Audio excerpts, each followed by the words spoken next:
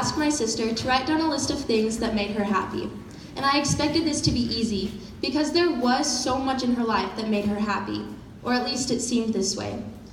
She took a full week to write this list, and when she gave it to me, I was stunned. There was hardly anything on it. She told me it was harder than she expected to think of positive things in her life. I did not understand why. Why was it hard for her to think of things that made her happy? Was this just something she struggled with, or did other people struggle too? I researched why negativity dominates positivity and found what neuropsychologist Rick Hansen defines as the negativity bias. He discovered that humans put more psychological weight on their negative experiences than they do their positive ones. In other words, our brains are structurally wired to focus more on negativity. The reason for this is because of the amygdala, a small part of the brain that processes emotions, stores memories, and is in charge of the fight or flight response to fear.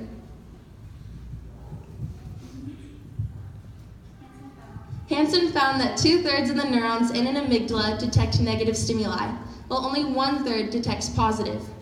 More so, as soon as negative stimuli is detected, it immediately gets stored in long-term memory. It takes no effort for our brains to do this.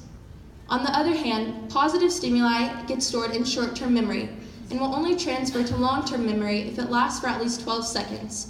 Our brains must work harder to remember positivity. Because of this negativity bias, there is no doubt that humans get too caught up in negativity to the point where they forget that not everything is negative. There is actually a ratio that describes this overwhelming sense of negativity. It's called the magic relationship ratio. Psychologist Dr. John Gottman led a study in the 1970s to figure out what made a marriage a good relationship. He and his team found that it takes about 5 positive experiences to balance 1 negative experience. This 5-to-1 ratio not only applies to marriages, but also to other types of relationships, including friendships and parenting. But humans do not consciously count the 5-to-1 ratio of their positive to negative experiences, nor do they count for 12 seconds to make sure that their positive experiences transfer from short-term to long-term memory. So how can we train our brains to better focus on positivity, not just so that we store these positive experiences in long-term memory, but so we reframe our mindset on any negative situation we go through? One way of doing this is by making positivity a habit.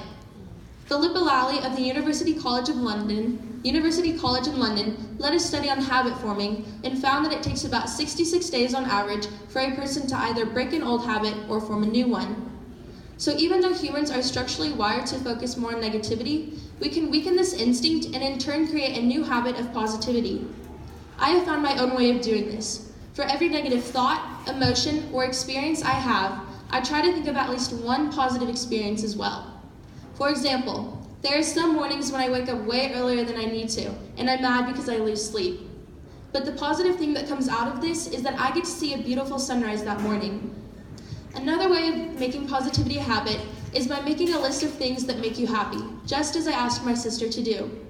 Even if you write down 3 things from your day that made you happy, you will start to develop a habit of recognizing the positivity within your own life. And by the end of the year, you will have a list of around 1,100 things that make you happy. If we commit ourselves to positive thinking, we can create a new habit of positivity within just 2 months. There will be challenging days, but it is so important that we never stop trying to expand our positive mindsets. As journalist Jennifer Moss says, happiness is not the absence of suffering, it is the ability to rebound from it. From small things like misplacing car keys to big things like losing a family member to cancer, negative experiences are normal and simply a part of life.